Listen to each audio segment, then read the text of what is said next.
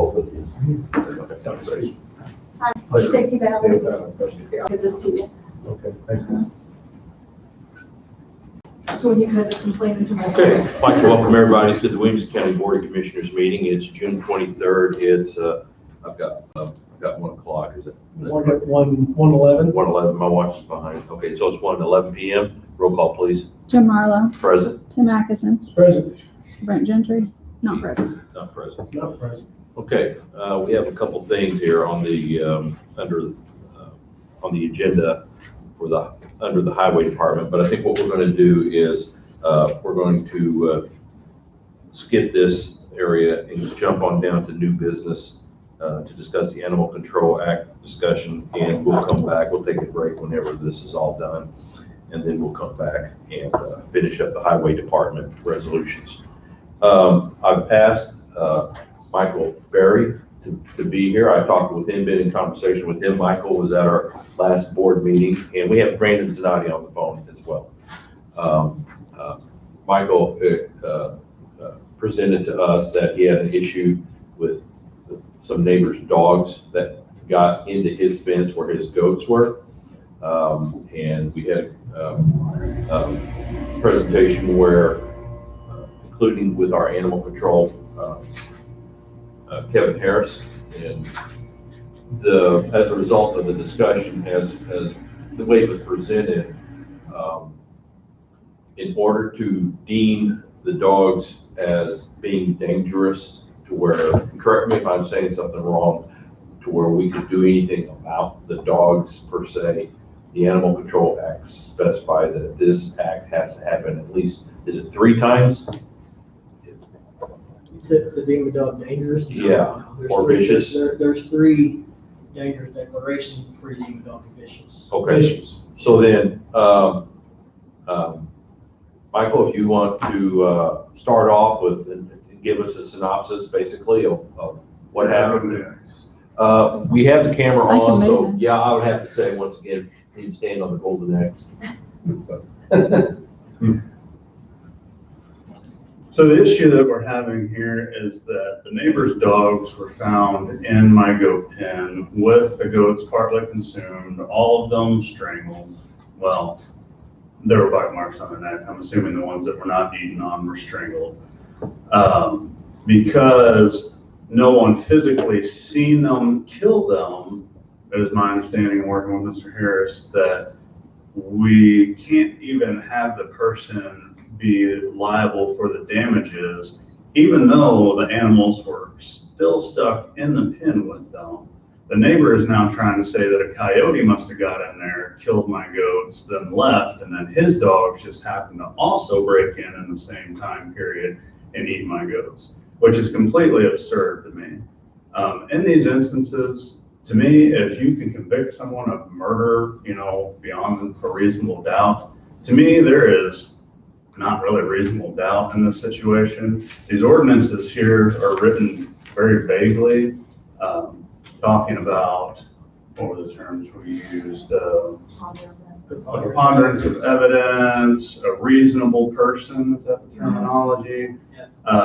There's one more in there where there's no real definition of what that is. What I consider reasonable evidence, or a reasonable person versus, someone else. So anyways, the reason why I am trying to seek help is to limit these issues from happening again. This particular owner has multiple animals over there. Mr. Harris has, a ballpark of what the cats are, which is many, several dogs, and just at any given point, they can be running at large. I'm a combat veteran. I suffer from PTSD. I don't really like to have that feeling that at any moment, this guy who has, in my opinion, is hoarding a bunch of animals over there that can come over and attack my children, attack my livestock. There's nothing on record as far as his dog having destroyed neighbors' chickens. However, he did admit to that. There should be a record with the Williamson County Sheriff's where his dogs were chasing my neighbor's cousin, pulling them on a sled. What I'm trying to say is this guy has a lot of animals that he can't take care of that's costing me money. I didn't start a farm to waste money. I'm a public school educator. I make very little money doing that. You know, as you retire, maybe you make a little bit more. I'm starting this farm to have a second source of income and the ability to create my own food and be somewhat self-sustained. This man and men like him are causing issues for myself and other farmers. And you know, we got people here from Farm Bureau that can probably attest to countless other issues. I would like to see some things changed here. I don't know what we can change. I've got through this whole packet things highlighted, things that I feel like are not clear. I feel as though much of these ordinances are written for people who live in the suburbs, not people who are down here on farms owning vast amounts of land and animals. Does that satisfy Mr. Marlin? That sounds great. Kevin, what I'd like for you to do is maybe give us a synopsis of what you were telling us, what the issue is, what hinders you on trying to help Mr. Barry here. Did you need me to stay? I'm sorry. You're fine. That's fine.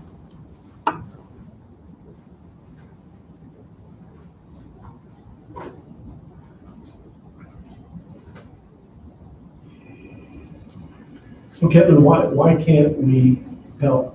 Why don't we have a clear path? Could you explain?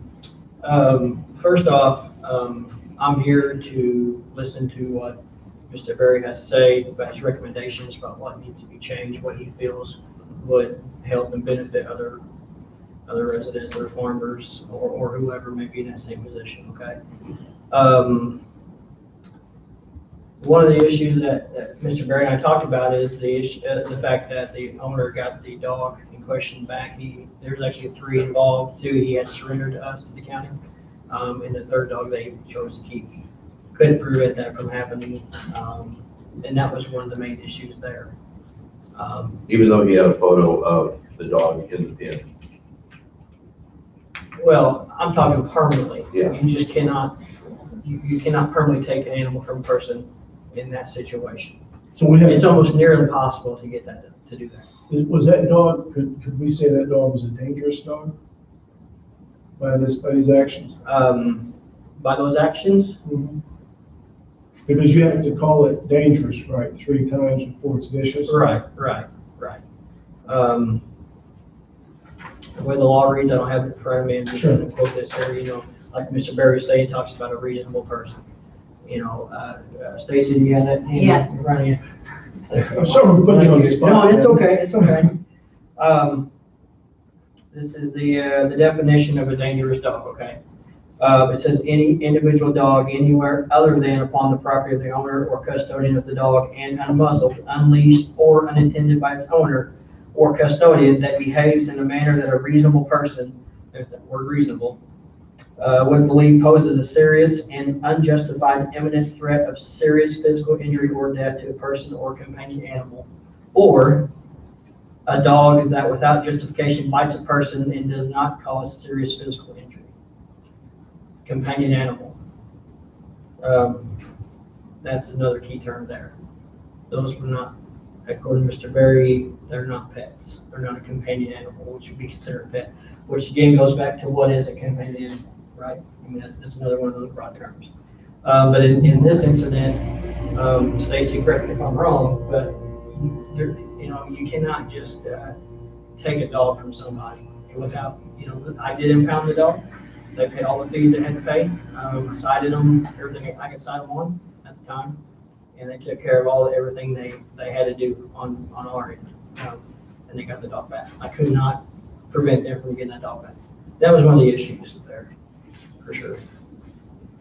But I'm open, like I said in the last meeting, to talk to Mike, which I didn't reach out to him after the meeting because you had mentioned having everybody here to have discussions. So I waited to see what Mr. Gray thinks would help some of this. The whole purpose of this meeting, and I've asked Senator Dale Fowler, State Rep Dave Severin, and State Rep Patrick Windhorse to be here, along with Stacy Ballard, the representative for the Department of Agriculture, to be here, is maybe to be aware of this situation. I'm sure the situation, as Mr. Berry has said, happens statewide, and the way this law was written and what you said and what we had presented at the last board meeting that some of these occurrences must happen 3 times before something can be done? Yes and no. Okay. Yeah. The way it reads right now, I have to wait for the animal to come back on my property and attack something before I can even deal with it, even though I know, to me, beyond a reasonable doubt, that this animal is probably coming back to once again continue to consume other livestock. So I have to wait until something is in physical jeopardy to even be able to defend myself, which I'm not okay with that. Right. I believe what he's talking about is protecting his animals from Right. a further attack. So basically what my goal at this board meeting here and in inviting everybody here is to make you aware of what is happening, not only for Mr. Berry, but I'm sure it's happening statewide. You know, maybe we don't hear about it, it's in other counties, but I'm sure that everybody's under the same Animal Control Act. And I guess I just want to make you aware, and I don't know, I guess I would open up the floor to any conversation as to what might be a good remedy here or a direction we could go. Everything has a reason as to why it's in statute, but sometimes, you know, statutes can be modified a little bit. And I think that's what our goal is here, modify it just a little bit, maybe try to make things not quite so broad in definition, or to help not only individuals like Mr. Berry here, but even with our animal control director, to give them clear guidance and understanding to help these individuals who have suffered loss. You know, I'm sure as Farm Bureau members, you've had people call you about, you know, animals being attacked, you know, all the time. You know, so I'll just open up the floor. I didn't know if anybody had any questions for Mr. Berry, or Mr. Berry, if you have anything else you want to say or concerning this. In case you don't know, I'm speaking with Ms. Ballard and reading these ordinances. The city and the county can impose ordinances, fines and things in addition to what the state says. The state's making this very broad, very vague blanket, but you know, Williamson County, Franklin County, I mean, the counties that you all represent are agriculture counties, covered with people like myself. People losing a $500 calf or something like that don't really make the news, you know, that's not hot topic stuff. But for people like myself who need that livestock, because it was then later going to produce more and more and continue to help me build my business, you know, I would like to see like the Williamson County or the Franklin County or Jackson Pope, or wherever everybody is representing these things to protect the people that you represent, because there are a lot of us that are dealing with this. I'm a little more vocal. I work in education, I work in advocacy. I'm not scared of a fight. Like I said, I'm a combat veteran. I'm not really willing to lay down and just allow this guy to continue to destroy my property unchecked, because these things protect the perpetrator of a crime more than they do the victim. And when was the date of this?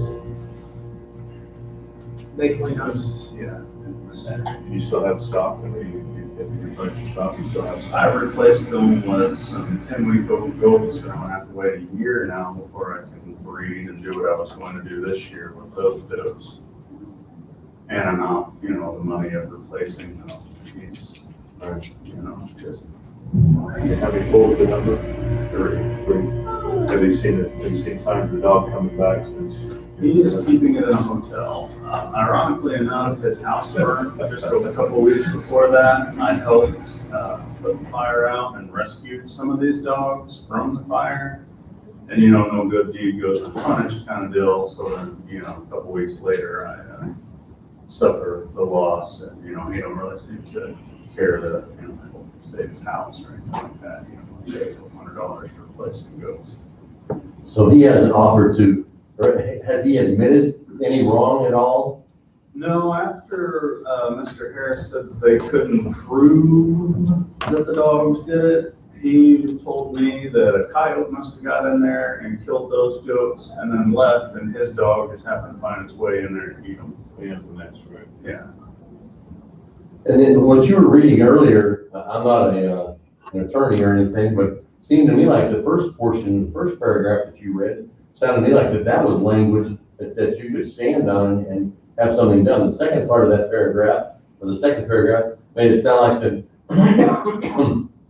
the reasonable and those other things wouldn't pertain to this, but that, the first part sounded to me like, if in fact an animal is in a, where it's not, all those kinds of things was exactly this scenario.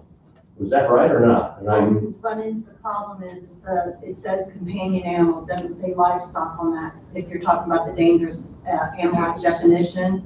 And so that's where we run into this, because this is livestock. This wasn't a dog or a kitten or, a pet bunny. And so that's where Kevin's hands are tied in that aspect.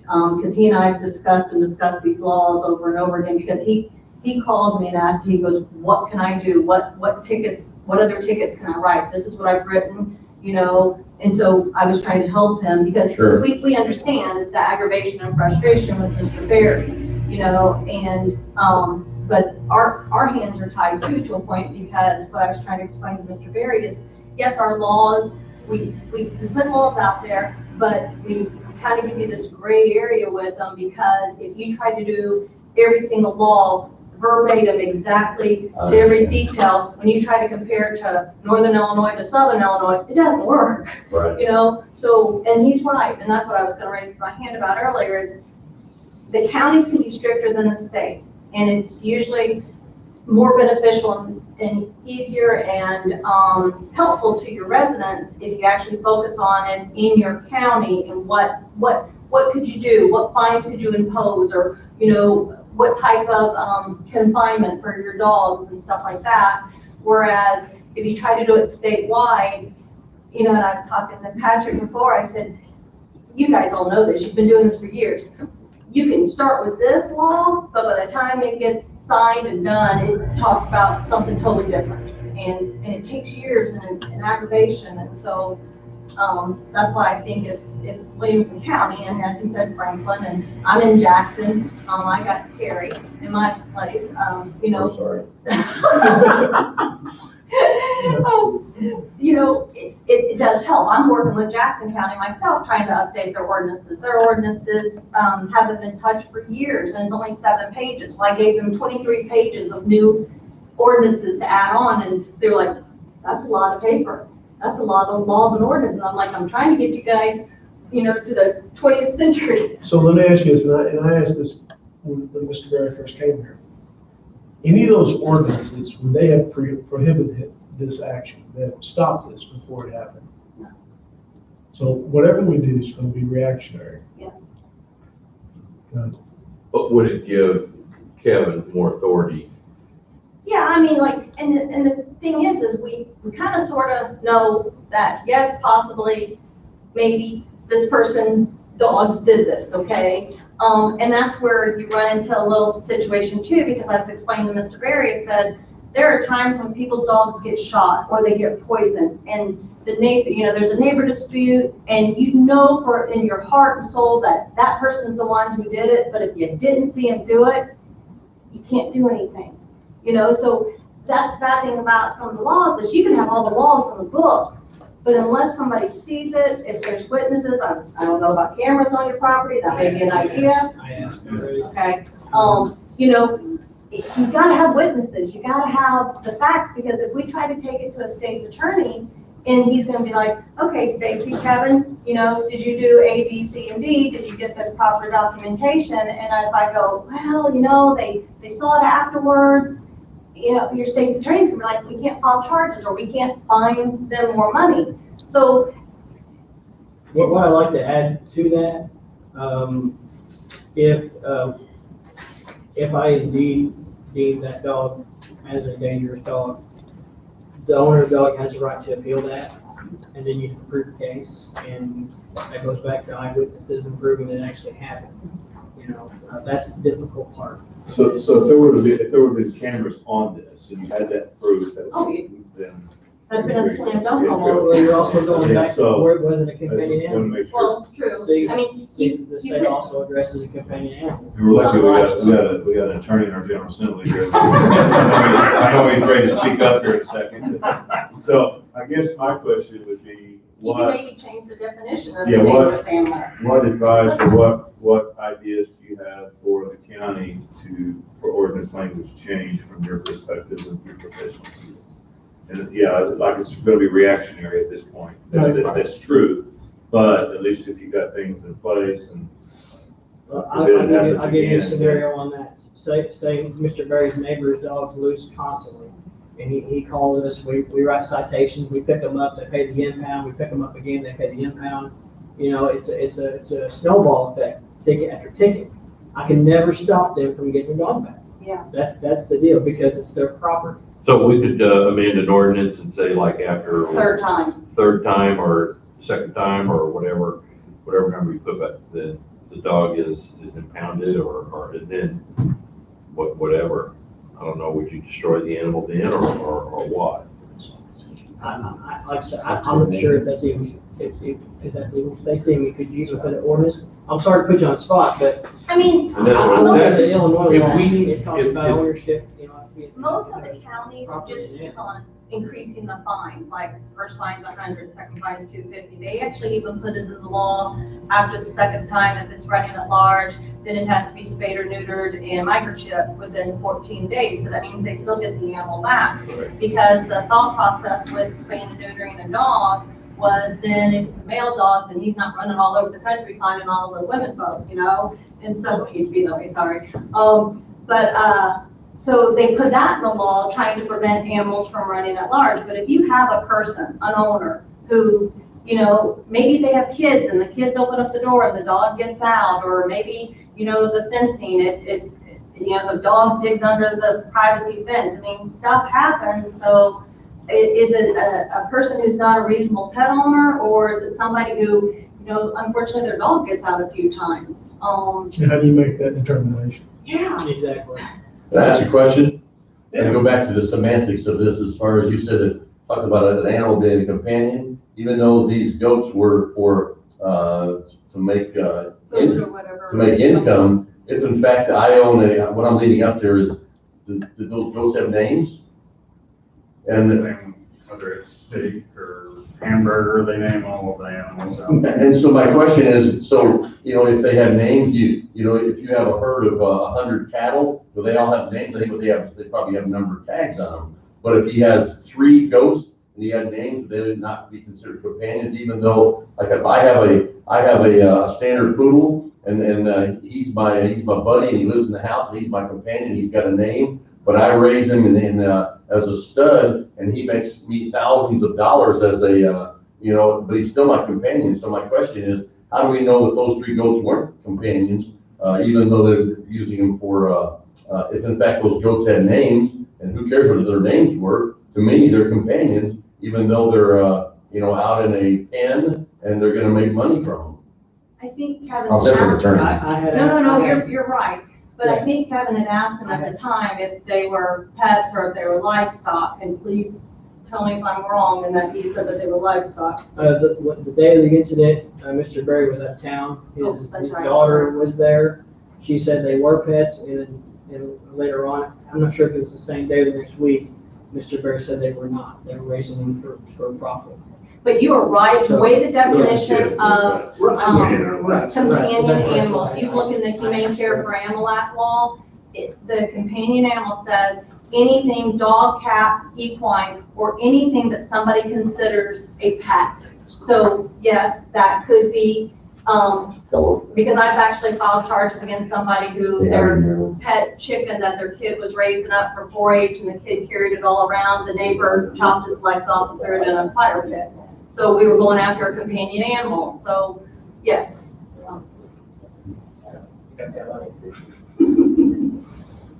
Okay. Patrick, I know you've But- been soaking all this. I am. You're taking notes, so I Valuable put you on the opinion. spot. One thing I like to add, I'm sorry, to answer Mr. Fowler's question a while ago about what can we do, what we have in place. I've contacted, obviously I have our county ordinance, I've contacted Franklin County and Jackson County, the larger counties around here. I've got their ordinances.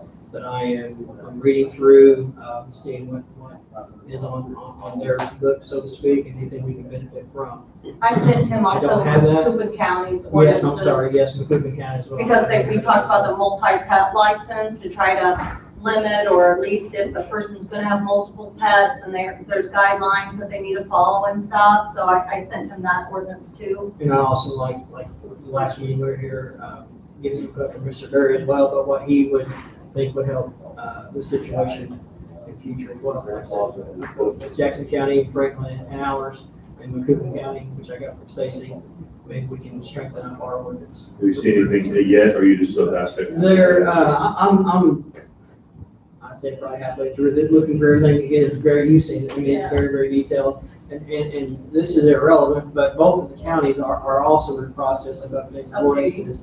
However, they're having some kickback from their boards about even looking at them, so I'm just putting that out there. I can say So for the Jackson information I have County. is not even 100%. It's gonna change.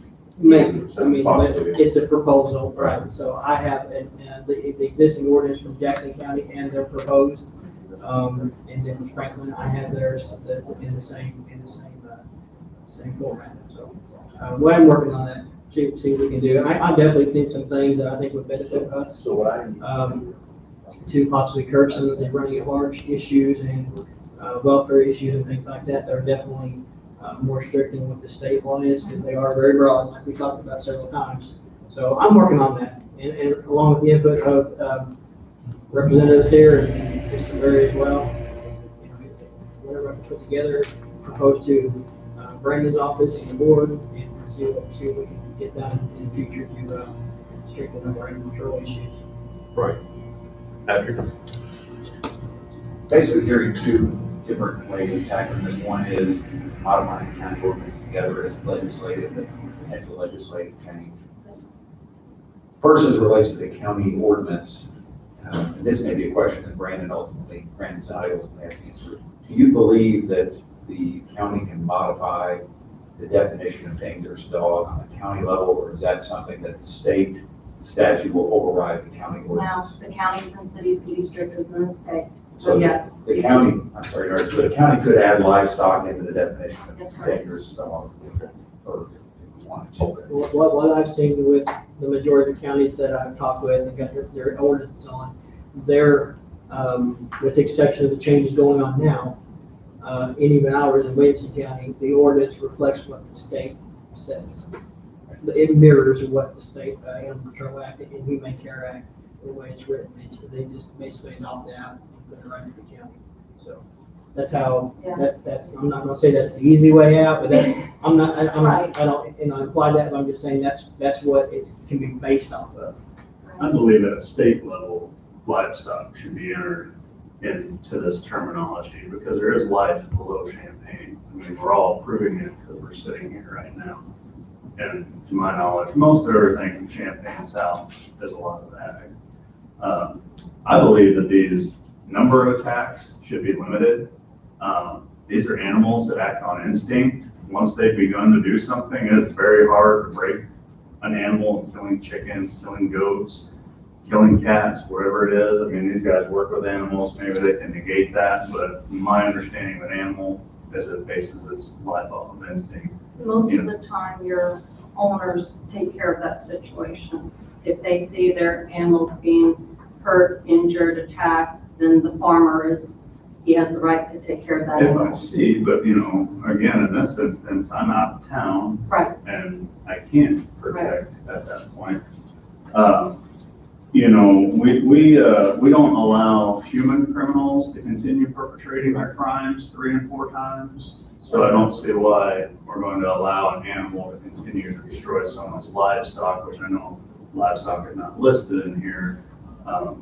But I mean, that was a couple of things I would like to see, a limitation on the number of attacks needed. To me, you shouldn't have to allow it to kill or attack something 3 times before we have to say, oh, this might be a vicious animal. But so I'm accurate, make sure I understand correctly, if the animal were to attack a human, so and it would cause serious bodily injury, it would immediately become a vicious dog, could be. Yes, sir. Immediately. to cause serious injury or death, Or death. yeah, serious injury or death, but you still have to go through the court Right. system. And the thing is, they can still get their dog back. There's nothing that says that because there's guidelines that they have to follow, and if they follow all those guidelines, I've had people who, their child got 80 stitches in their face and head, and the mom and dad called animal control to get that dog back after it had mauled their own kid. You know, something else to consider, I'm sorry, serious physical injury is also a definition under the Animal Control Act as well. It has to meet certain criteria to be considered a serious physical injury.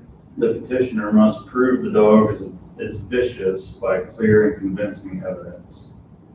What is clear and convincing evidence? Again, But it's a standard, it's a legal standard above preponderance. but it's not listed. Well, it's not, it's been established in our What's law. clear evidence to me or to you? Yeah, I'm not negating what you're saying, I'm just saying it's less so open-ended. Right.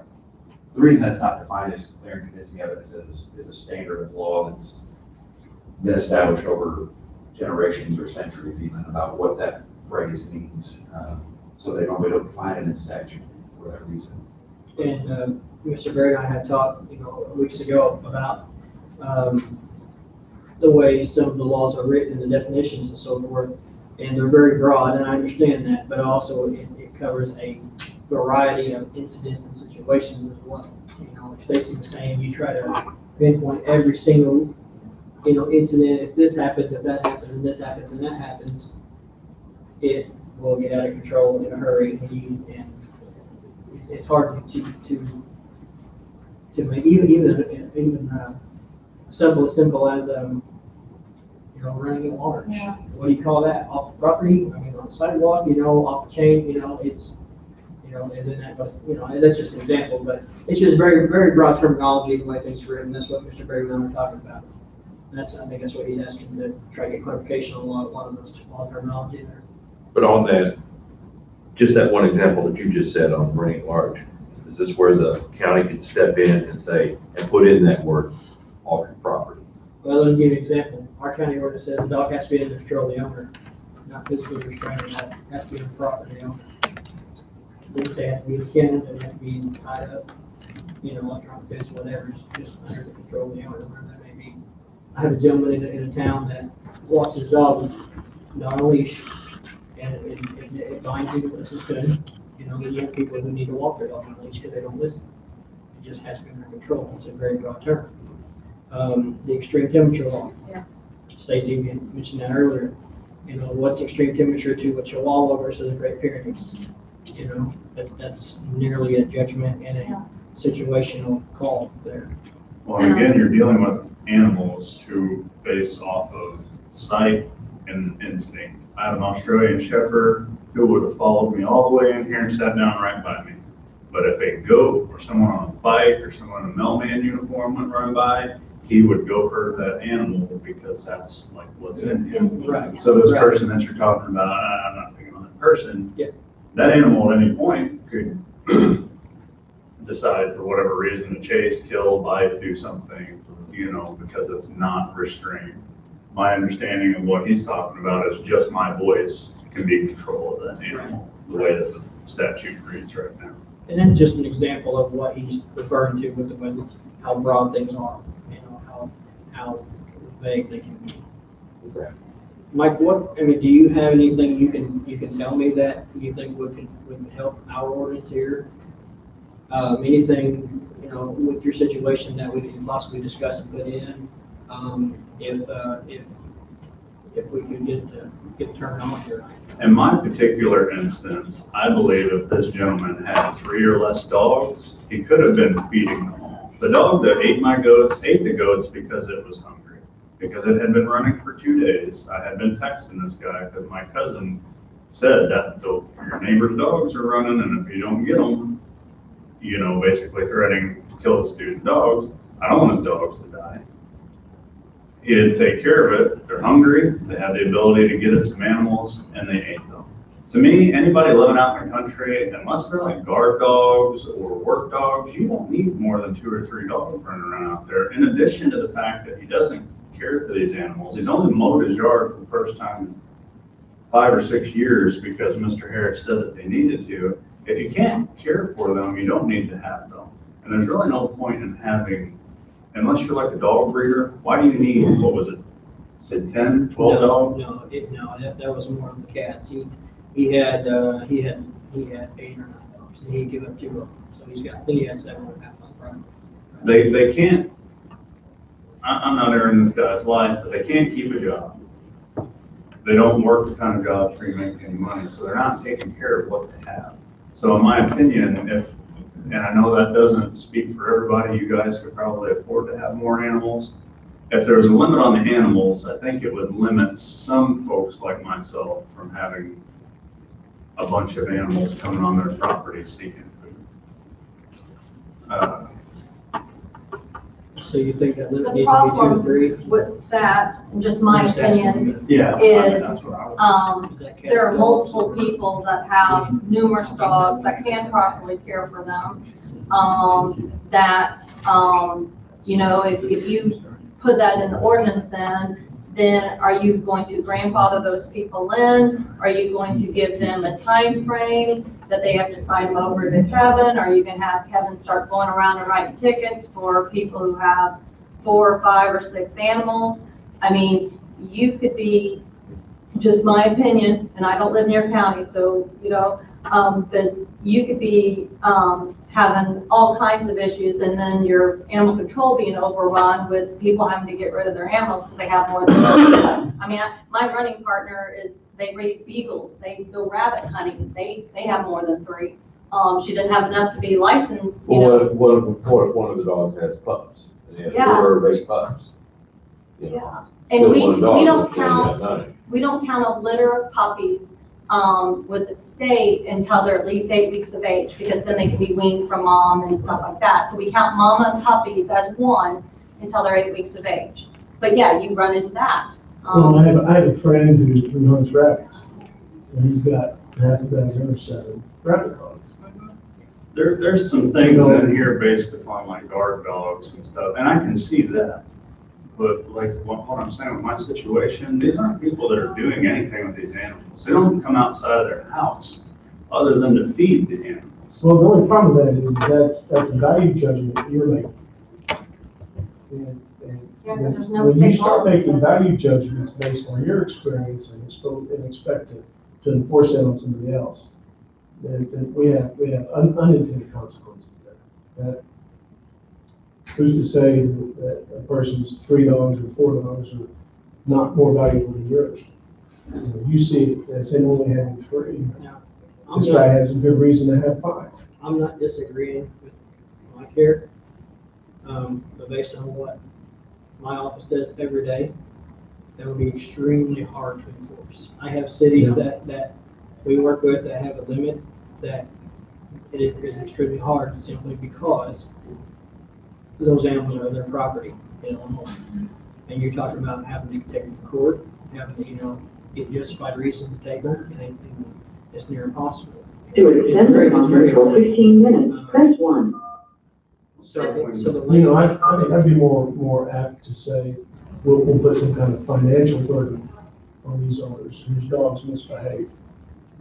That's on my list. To me, that sounds like that might be more reasonable. And don't get me I wrong. don't think it's we've reasonable got- to say that you can only have 3 dogs. We've got owners in the county that have multiple dogs that cause issues. And, there are people that you would like to take dogs from them. Stacy, you work with us and everybody, other animal controls all throughout the area. But then you've got your average person, like you said, Jim, Stacy, beagle dogs, or if somebody's a kennel or whatever the case may be there. You've got all those variables to consider. Then do you limit, what type of animals are we talking here? We limited cats, dogs? We limited, like Jim said, pups. So you're talking about fish, you're talking about reptiles. What's the definition And of simply animal? not just dogs. So it snowballs, Then if you say, well, outside animals, well, guess what? Then they hoard them in the house. 50 inside. And then they put them on the house, and then you've got hoarding issues inside of the home. Mhm. So it's that's another issue. What I don't want, Okay, go ahead. what I don't want to do is not do anything because, like it was said in that last meeting, where it was like, well, we can make all the ordinances we want, but people don't follow the law. That's true. Well, then fine, why do we have laws preventing murder? And why, I mean, the prisons are full of people who broke the law. There should be some sort of, whether anybody ever calls to enforce the fact that, you know, the neighbor has more than 3 dogs, and 3 is not the magic number or anything, I'm just throwing out there in my own situation. But I don't want to kick a bunch of stuff around here and say, well, we shouldn't really do anything because. No, I get that. I don't You're think correct. anybody's saying that. I think I think we need to do something. we will. I think what this is in a synopsis here, is maybe a 2-level solution. One is we'll work with Stacy, Kevin, and you, and see what works out best for the county. What we need to do, we need to increase fees, and we'll work with Brandon and Zanati on this. Yeah. And make sure we're going about this correctly. Reduce the number of times or set a number of times where we can get stronger, more effective power for you to do whatever you need to do. And maybe at the state level, they can maybe take another look at the way the Animal Control Act is written and see some of these vague areas that might need to be identified or improved upon.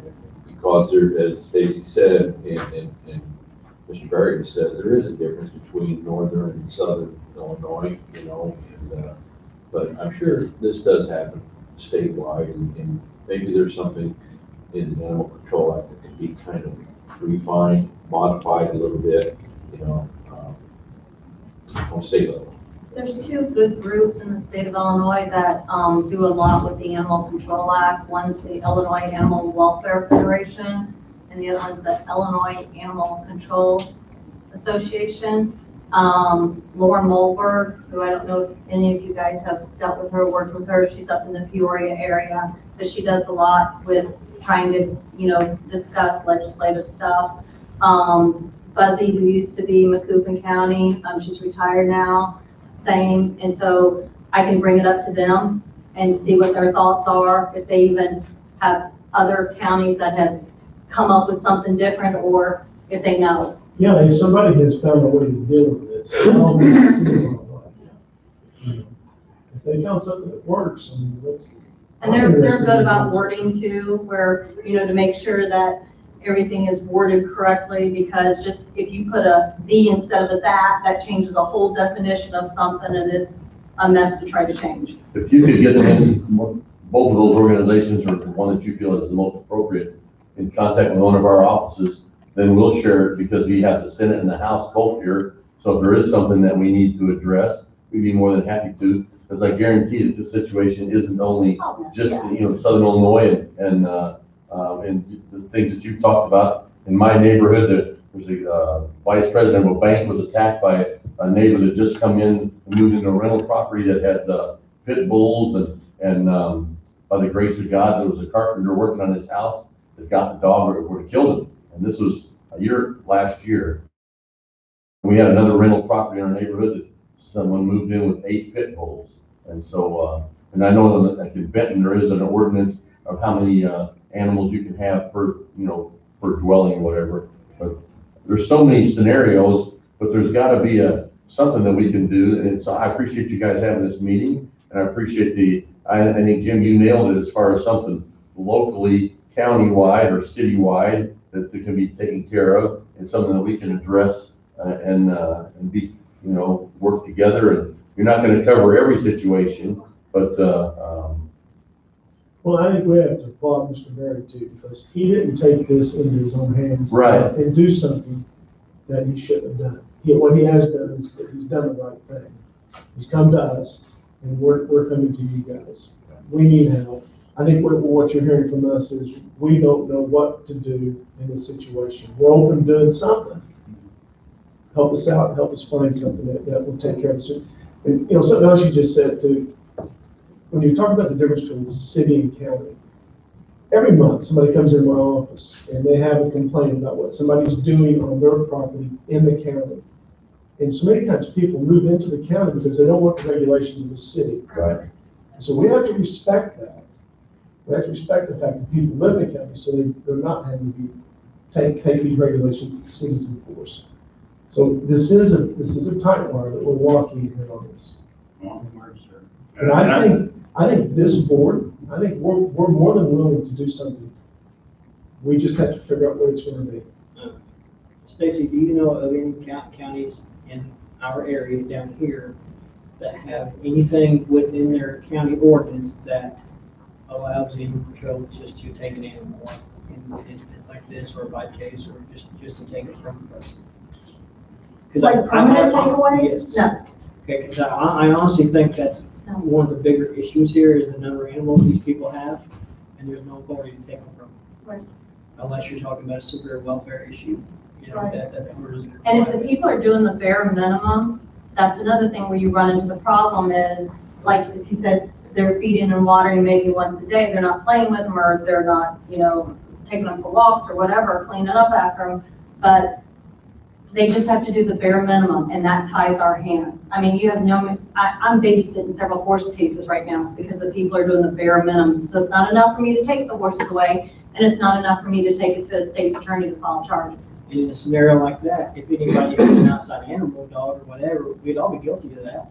Yeah. You know, if you have an outside dog and you get home from work one day, you go outside, take care of him, feed him, water him, he lives outside. It's your outside dog. Your beagle dogs or whatever, they live in elevated kennels probably. They have runs. They're fed and water cared for. They're not walked, they're not played with, unless you work with them, run trials or whatever. But, again, that's another gray area there. I'm open to any changes that we can come up with. We'll enforce anything that we can do. Then I think, what this board will do is wait to hear from you. I know you're working with Stacy, or if you would want to contact me or anyone else on this board, and then we'll get together, we'll see what we need to draft, we'll run it by Brandon, make sure we got his okay on it and everything, and then we'll move forward to make the changes that we need to make. A few issues that I can just foresee, is the consistency that you have to have within the ordinance too. Yeah. The level, does a dog bite you on the finger, or does it put some pinches in your head? So it's good. If you do it for one, you got to do it for all, type of situation. And Jim, you're talking about maybe increasing fees and fines and things like that. I'm open to that too. Keep in mind that we struggle on a weekly basis to get our animals in licensed rescues, and adoptions, and getting people to come and reclaim their dogs because they don't want to pay for it. They just leave them and they relinquish them to the county. So you've got all those scenarios to think about. It boils down to responsibility, It does. personal responsibility. Right. And unfortunately, And then that, you can apply that to a broad spectrum, right? We can't legislate more on it. I can't tell you. Yeah. I can't tell you the number of hours that I work outside of being at the office, nights and weekends, working with rescues, calling, emails. We have a volunteer that helps us out every single week, and just about every day. Something going on to try to save these animals that we take in. And that's a challenge in itself. We try to be as humane as we possibly can, but we only have so many kennels, and there's only so many adoptions out there. There's only so many homes out there, and you get these repeat people that you have your dog time after time. And yes, our citations go up on every offense. If the impound fee go up every offense, that would definitely hinder them from even coming get the second time. If they pay $50 the first time, and then they get a $95 ticket, second time goes to 75, and ticket's $120, guess what? Ain't paying that, I just get me another dog, and then guess what? The county's stuck with the dog, and we have to do something with our time and my officer's manpower, our facility, and it's a snowball effect. So, I don't want to waste everybody's time with that, but those are all things that we're going to take into consideration as well. And it's very, very hard thing to deal with when you can't get people to be responsible. Right. Michael, is there anything else you'd like to say? In addition, it would be nice, I don't know if you guys are building another animal control place, but to have a cat house. Marion has a cat house. This guy has like 12, 18 cats I've seen running, coming over, attacking my cats, eating my cat food. I don't want to kill things, all right? I was a combat veteran in Iraq. I've seen more than enough of things dying. That's not really what I'm wanting to do here. And I don't even know if I can legally do that, to be honest with you, because it's apparently his property. But if, when we're figuring this out, if there's a way in the future to be able to house them, because otherwise I gotta lie and, ask you, hey, I found this cat over on such and such street. I'm a fairly moral person. I don't really want to lie. I guess I could have had my daughter lie apparently and said, oh, we seen them kill those goats, or had my dad shoot them.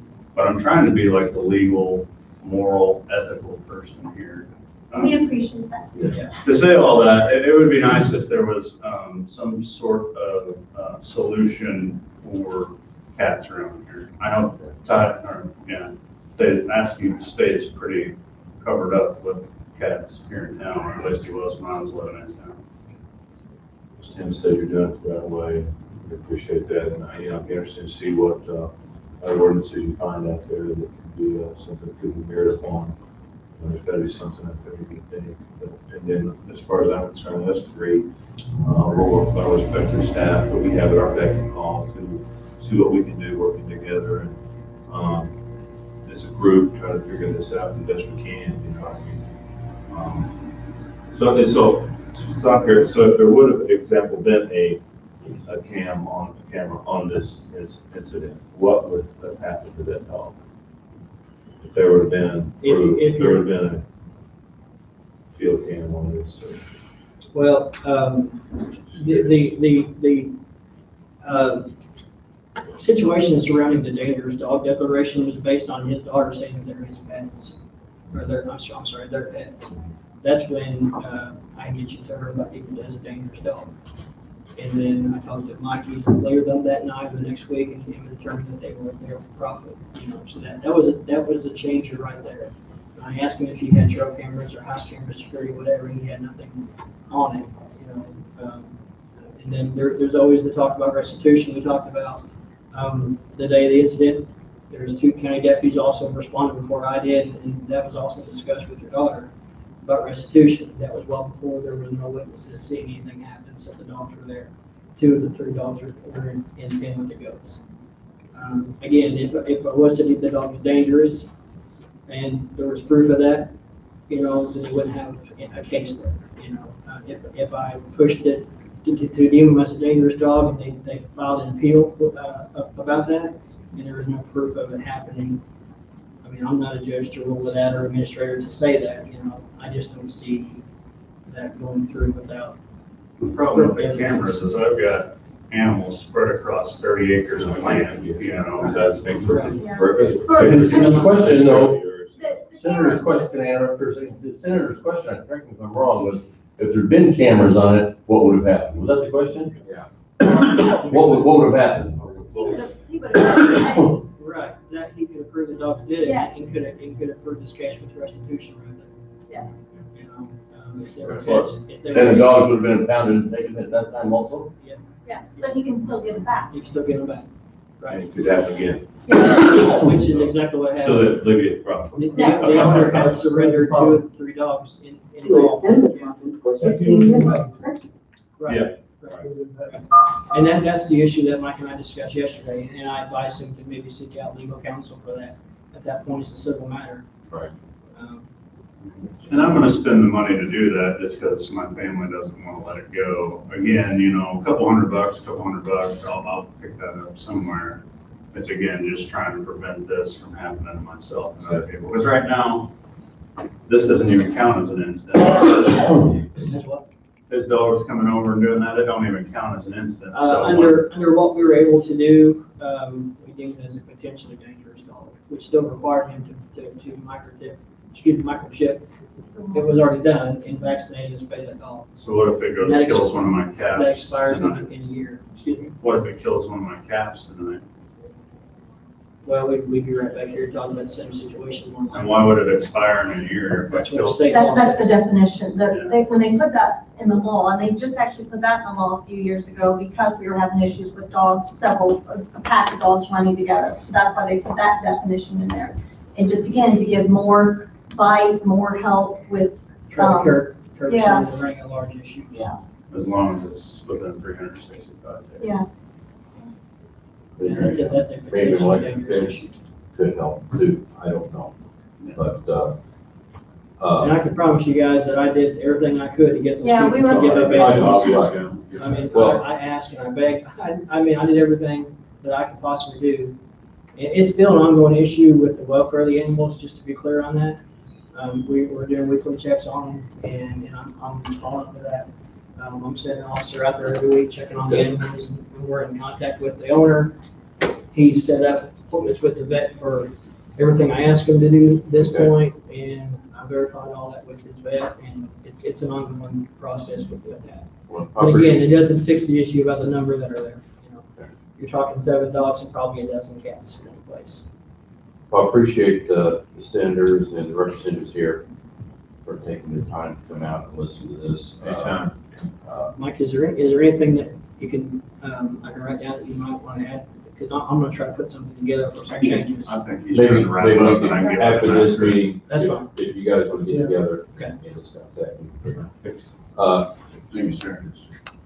I think at this time, what we need to do before we go on the regular board meeting here, we'll just take a break. At some point, And, so if we can just take a pause, we need to vote on the pause. I can pause that, but I can't do this. Okay, let's do it. Yeah, we're gonna take a break. It's about 10-minute break. Hopefully it does. Since you're, I'll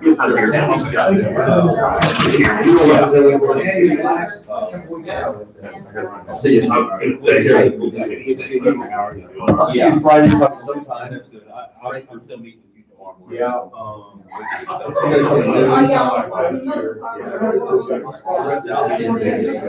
I'll make some stuff.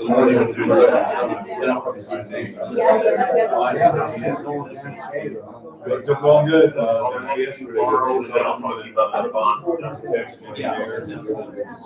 All right, thanks, Brady. I appreciate it. Wetlands? Yes.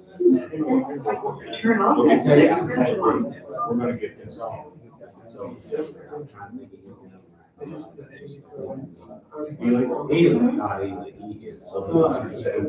He's sharp.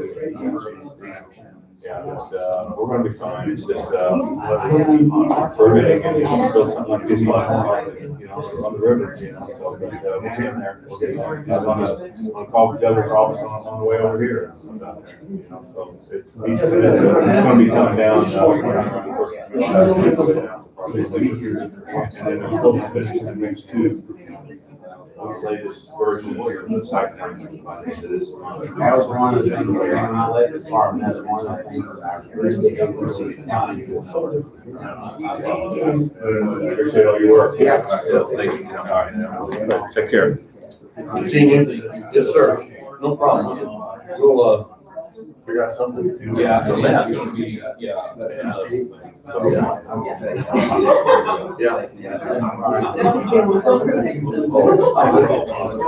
other thing too, your campaign, it's unbelievable. Almost every house has a dog. I really don't realize that.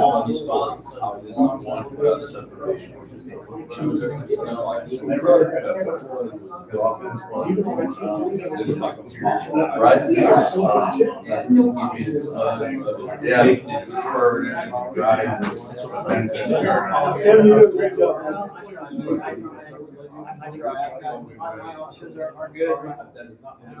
Yeah. He's working with me, or against you, one or the other. Like, holy cow. Yeah, that's good. as long as we're. That's what I'm just trying to do things. Yeah,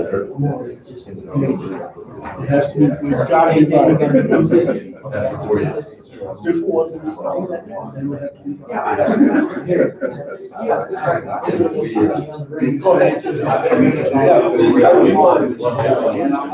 We won't let this. We're not gonna let this.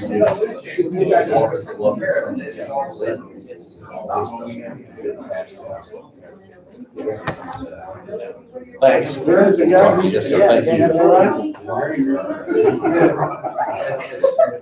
I called in that day.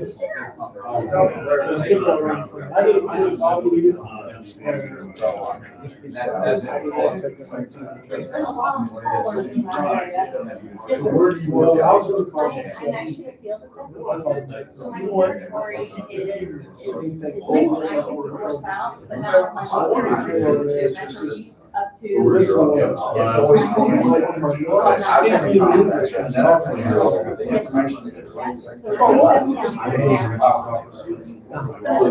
Did I give you a card?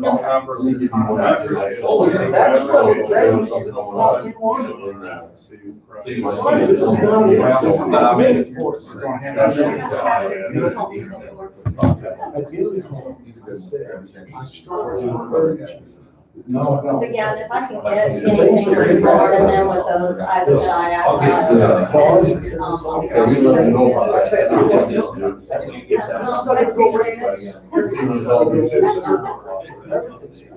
That's fine. Right, well, yeah, well, that's actually. I don't think this thing, they sell. Okay,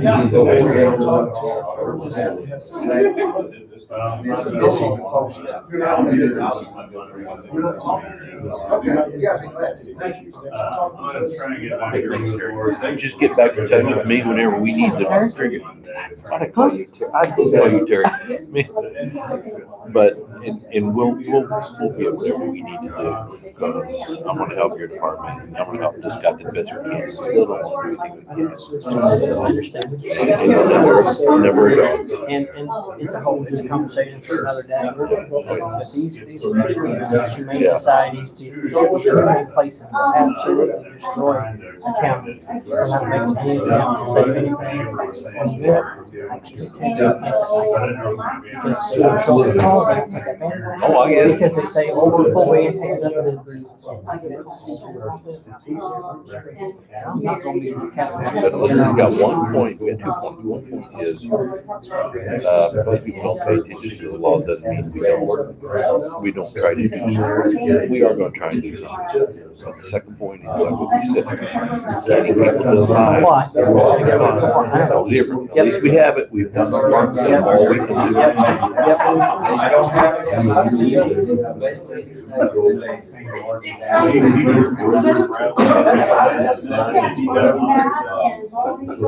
right now, they're transmitters on 4 block servers and they're restricted cars.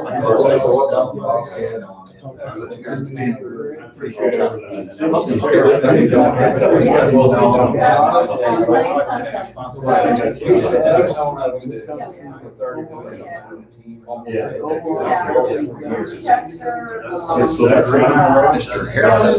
Yes, sir. Patrick Winghorst, good to meet you. Thank you for your work with the county. It's a difficult, very difficult position. When you get talking about animals, it's a very sensitive topic.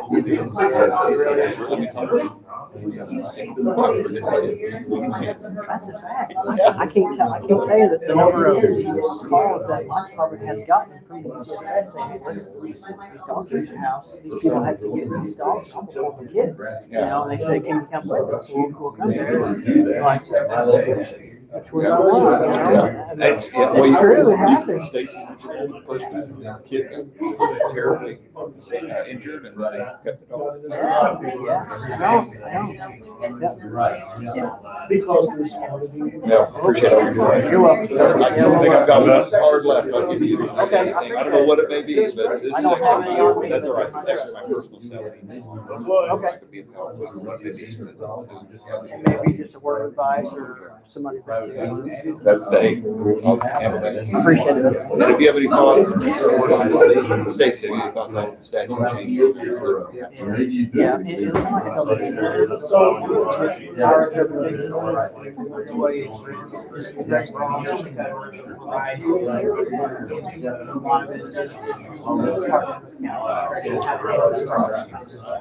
That's what's made about. Right. I'm not sure that Probably not, because you have legal order, and like Stacy said, you start looking at you gotta build this stage, what is this? That part,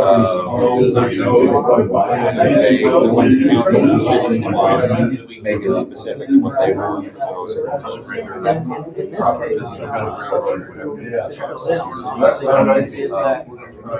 They don't want limited on what.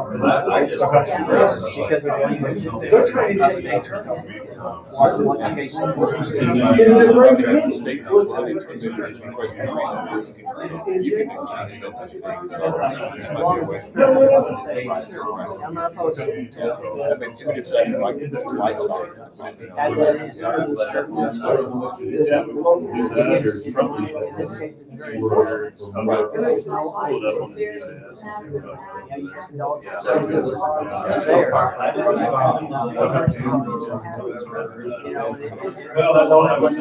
Appeal declaration at the Davis dog. By witnesses, we have evidence, ponderance of proof that it's happened.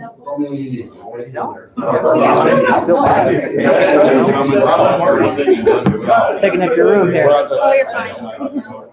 There's lots of room. Yeah. I hear you. I sit behind a desk all day long. Sometimes I get up just to go walk around, just to stretch my legs. You have to go together. There you go. Use the stairs, not the elevator, right?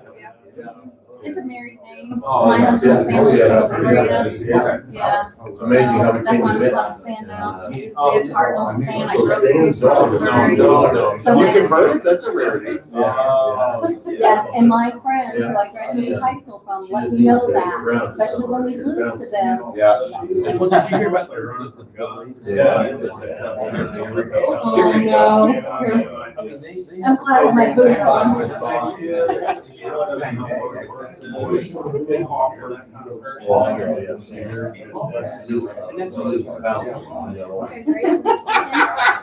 I knew it was coming. I knew it. That's why I'm like, glad I got my boots on.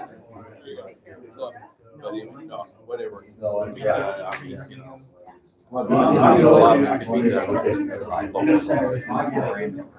Yeah, yeah. I just, we need to,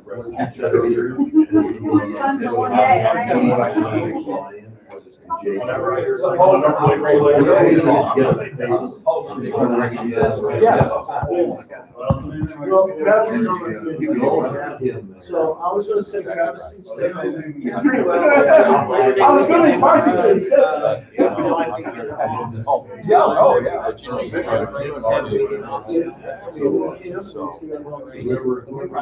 hey, I'll probably say that. We just bought a camper.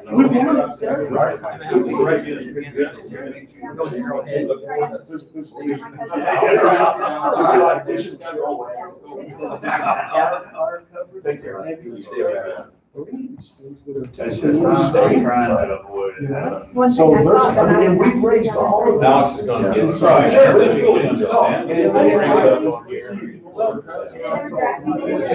I actually said,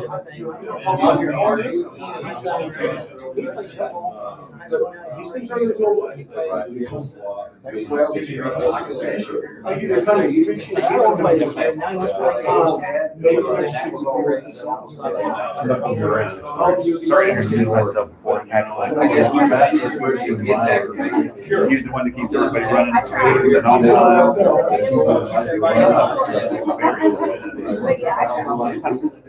Well, it's good to meet you.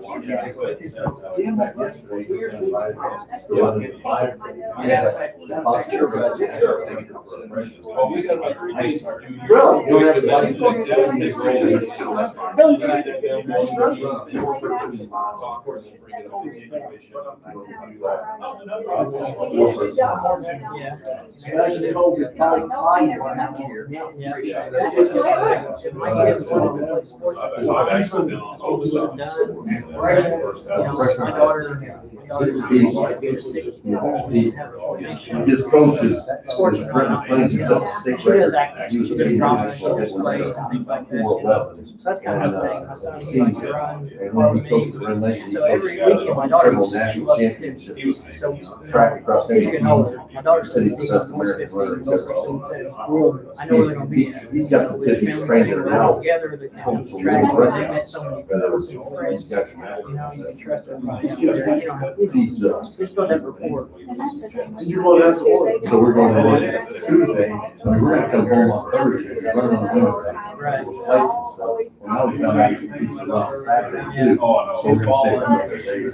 Once in a lifetime, so we don't get injured and never run again. But I mean, right now, he's, Well, that's terrific. yeah, he's a great kid. He called my son, because I have a grandson that's in 8th grade. He calls my son all the time, says, Mr. Sever, are we gonna play basketball tonight? I just figured I tell all his buddies, we can be in his autograph. Yeah, that's true. See you guys. Take care. Thanks, Dave. Okay. Thank you. See you. Jim? See you. Take care, Bruce. Thank you. See you.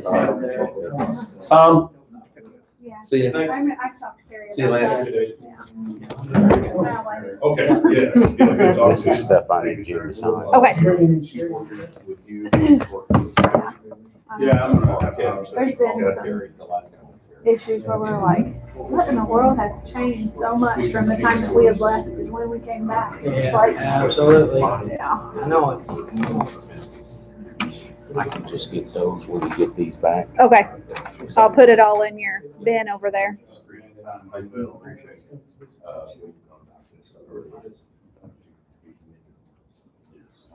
Okay, well, we'll get back and finish up our meeting here, real quick.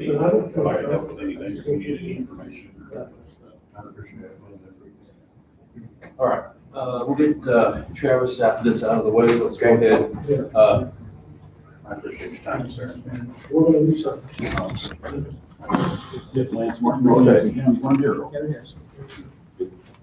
All right.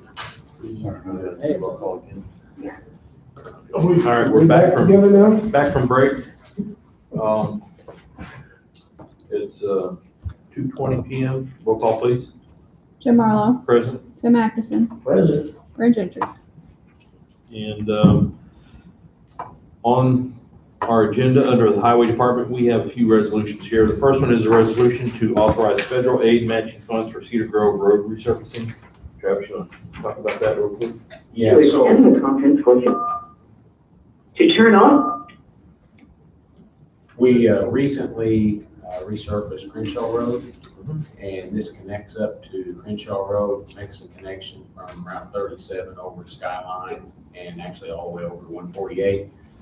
So this is a piece, the last mile of that we're proposing to resurface. The Cedar Grove area. Okay. And this authorizes $250,000 for the resurfacing, and these are local funds. Okay. So we just need a motion. I'll make a motion. I'll second it. You want me to read that resolution number? Yeah. Go ahead. 2106, 2346. I'll second the motion. Jim Marlowe, Yay. Tim Atkinson. Okay. Next one is a resolution for improvement for Grassy Road Bridge over Wolf Creek. Yes, this is one of the last bridges in Williamson County that has any kind of load posting on it. It's just east of 148 on Grassy Road. And this is the matching funds that goes along with the federal money that we received through IDOT. Will that take we'll still have load bearing? It will not be load posted at all after this project. Okay. Need a motion for this, Jim? Yeah. Make a motion to approve resolution 2106, 2347. I'll second it. Jim Marlowe, Yeah. Tim Atkinson. All right, the last one on the agenda is a resolution establishing a Class 2 truck route for Lake of Egypt Road. Okay, so, used to, there was a Class 3 truck route. Recently, they have changed, they've gotten rid of the Class 3 and now label them Class 1 and Class 2. Class 2 being the county route. And so we applied for and received an additional about $1 million to add safety shoulders and resurface Lake Beach Road as a Class 3 truck route. So now that the Class 2 truck route, I'm sorry, Class 3 is no longer existent, so this is a resolution to make it a Class 2 truck route, allowing us to utilize that $1 million for the funds to resurface and add safety shoulders. I'm gonna ask the obvious question here. What's the difference between Class 2 and Class 3? You know, there's not a lot of difference. There's a little bit of a higher design standard. But basically the Class 1 and the Class 2, I think the Class 1s now are state routes and the Class 2 are county and local routes. Okay. So this is the road that goes in front of Adams School? Yes, sir. Okay, it comes from 166 all the way. All the way to South Market. All the way to South Market? Yeah. And it, you know, that road's been there for a while and it's showing quite a bit of deterioration. That's a primary haul route for the coal trucks taking coal to the power plant. And so this should pretty much fix that. In addition, we'll get the safety shoulders. Today, it's just got air to shoulders. Now we'll have bituminous shoulders. And, you know. So what does that add to that, the width of that? How? There'll be 4 foot bituminous, yep. And then we're gonna put the, I believe we're gonna put the 8-inch rumble strips. The reason we're using the 8-inch is because it could be used as a bike route. And then people can go on the outside of that 8-inch rumble strip and use it as a bike route. Okay. So, and then there'll be a 2 or 3 foot aggregate wedge on the outside of that just to kind of dress everything and do pavement striping. Good. I'll make a motion, we accept resolution 2106-2348. I'll second it. Jim Marlowe. Yeah. Tim Atkinson. Just a side note, guys, this bid, this job was bid on state levy in June. It come in $450,000 under our, $500,000 under our estimate. And with the funds, the TARP funds and federal funds, the county's not gonna be out of it. Oh, I love that. It is, so that's gonna give us another whole project. Let's go find another project. So, Yeah, let's go find another project. yeah, we can take, That's good. Southern Illinois asphalt for that one. Yeah. All right, Travis is gonna hang around for just a second. I can. Other than that, we have, Tim, you got anything else you want to say? No, Before we good. close out, I'm good. Before we close out, we open it up to anyone. You guys got anything to say? No, it's just good to hear to save that kind of money on a project. Absolutely, absolutely. Travis is our new highway engineer, and Travis is doing an absolutely fantastic. He wears a lot of hats. Good job, Cody. Sometimes they don't all fit. I appreciate that accolade. He's not bad about you either. Let me introduce myself. I'm Tom. With that being said, I make a motion then that we adjourn. Second. Jim Marlowe. Yeah. Tim Atkinson. Yep. All right, we're adjourned. All right.